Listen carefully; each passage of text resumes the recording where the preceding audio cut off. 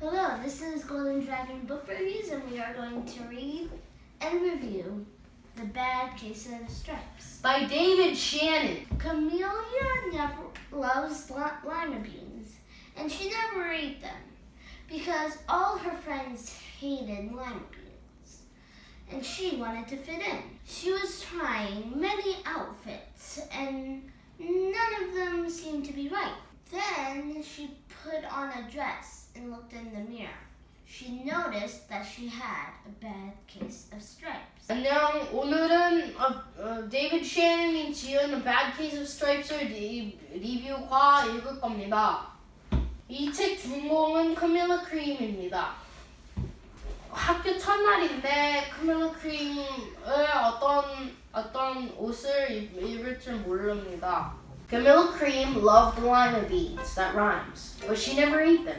All her friends hated lima beans, and she wanted to fit in. Camilla was always worried about what other people thought of her.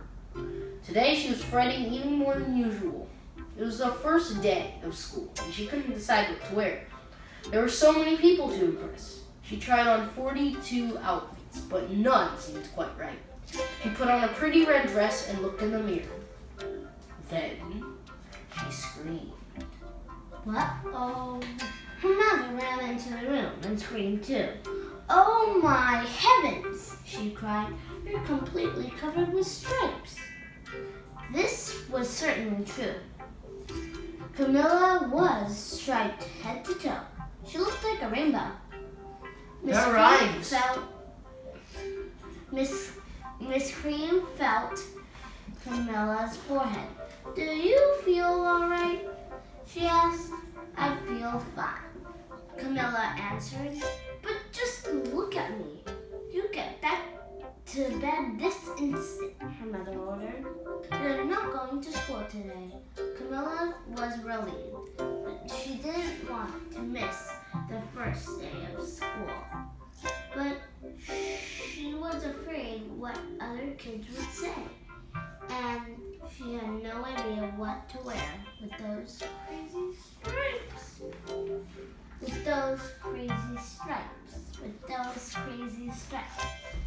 That afternoon, Dr. Bumble came to examine Camilla. Most extraordinary, he exclaimed. I've never seen anything like it. Are you having any coughing, sneezing, runny noses? Oh, but there's commas! Coughing, sneezing, runny nose, aches, pains, chills, hot flashes, dizziness, drowsiness, shortness of breath, or uncontrollable twitching. No, Camilla told him. I feel fine. Well then, Dr. Bumble said, turning to Mrs. Cream, I don't see any reason why she shouldn't go to school tomorrow. Here's some ointment to clear those stripes in a few days. If it doesn't, you know where to reach me. And off he went.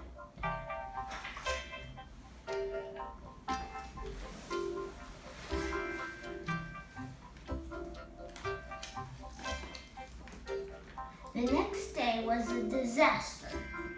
Everyone at school laughed at Camilla. They called her Camilla Crayon and the Knight of Living Lollipop.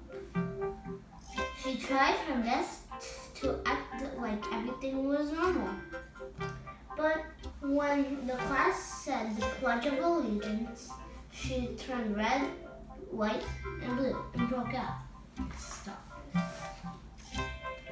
Gimme.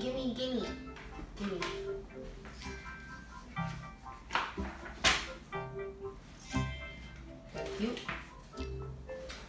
The other kids thought this was great. One yelled out, let's see some purple polka dots. Sure enough, Camilla turned all purple polka dots.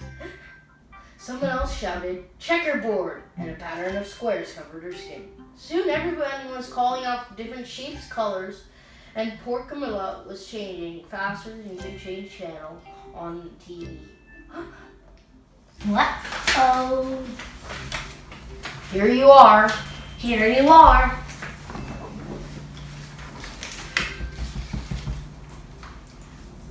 That night, Miss Harms, the school principal, called. I'm sorry, Miss Cream, she said.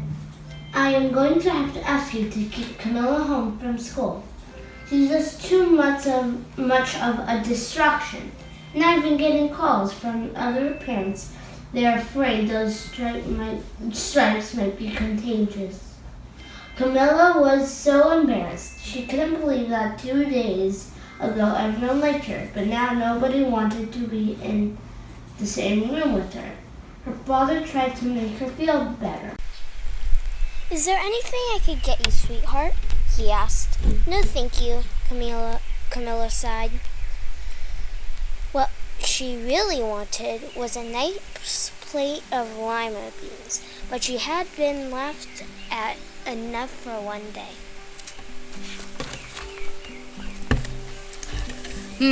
Well, yes, I see, Dr. Bumble mumbled when Mr. Cream phones the next day. I think I'd better bring in the specialists. You'll be right over. About an hour later, Dr. Bumble arrived with 4 other people in long white coats. He introduced them to the Creams. This is Dr. Grop, Dr. Sponge, Dr. Cricket, and Dr. Young. The specialists went to work on Camilla. They squeezed and jabbed, tapped and tested. It was very uncomfortable.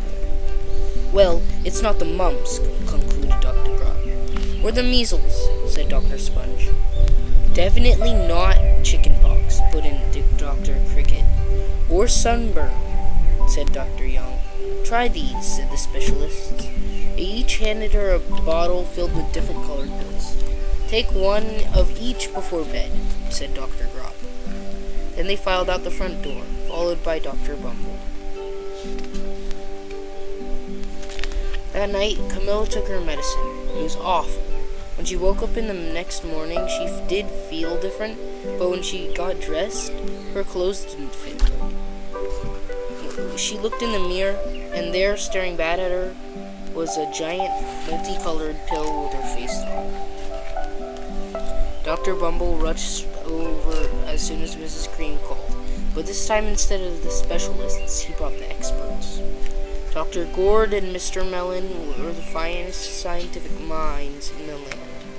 Once again, Camilla was poked and prodded, looked at and listened to. The experts wrote down lots of numbers. Then they huddled together and whispered. It might be a virus, they announced with authority. Suddenly, a fuzzy little virus ball appeared all over Camilla. Or possibly some form of bacteria, said Mr. Mellon. Out popped squiggly little bacteria tails. Or it could be a fungus, added Dr. Gourd. Instantly, Camilla was covered with different colored fungus splotches. The experts looked at Camilla, then at each other. We need to go over these numbers again back at the lab, Doctor explained. We'll call you when we know something. But the experts didn't have a clue, much less a cure.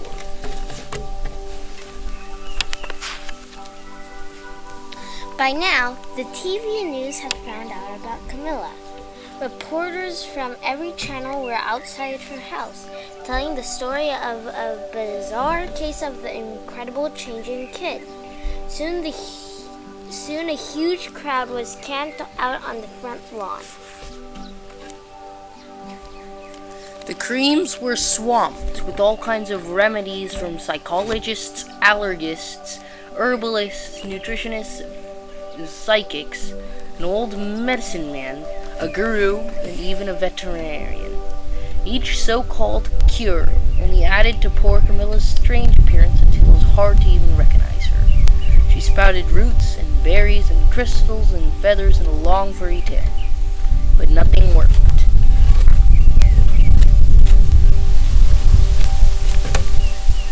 One day, a woman who called herself an environmental therapist claimed she could cure Camilla. Close your eyes, she said. Breathe deeply and become one with your room. I wish you hadn't said that, Camilla groaned.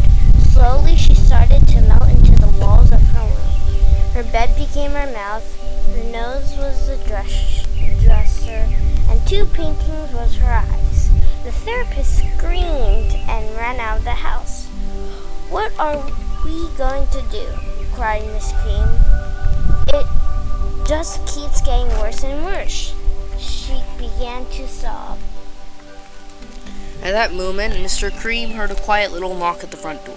He opened it, and there stood an old woman who was just as plump and sweet as a strawberry. "Excuse me," she said brightly, "but I think I can help." She went into Camilla's room and looked around. "My goodness," she said with a shake of her head. "What we have here is a bad case of strikes. One of the worst I've ever seen." She pulled a container of small green beans from her bag. "Here, these might do the trick." "Are those magic beans?" asked Mrs. Cream. "Oh my, no," replied the kind old woman. "There's no such thing. These are just plain old lima beans. I'll bet you'd like some, wouldn't you?" she asked Camilla. Camilla wanted a big, heaping plate full of lima beans more than just about anything, but she was still afraid to admit it. "Yuck," she said. "No one likes lima beans, especially me." "Oh dear," the old woman said sadly. "I guess I was wrong about you."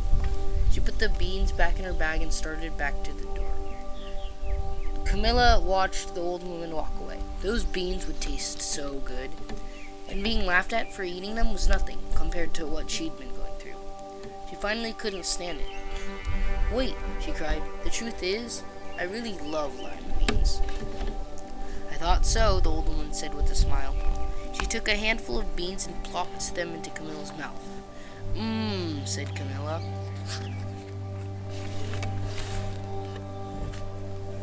Suddenly, the branches, feathers, and squiggly lines and tails began to disappear.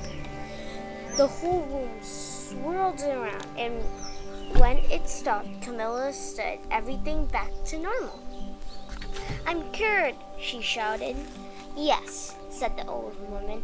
"I knew the real you was in there somewhere." She patted Camilla on the head, and then went outside and disappeared into the cheering crowd. Afterward, Camilla wasn't quite the same. Some of the kids at school said she was weird, but she didn't care a bit. She ate all the lima beans she wanted, and she never even had a touch of the stripes again.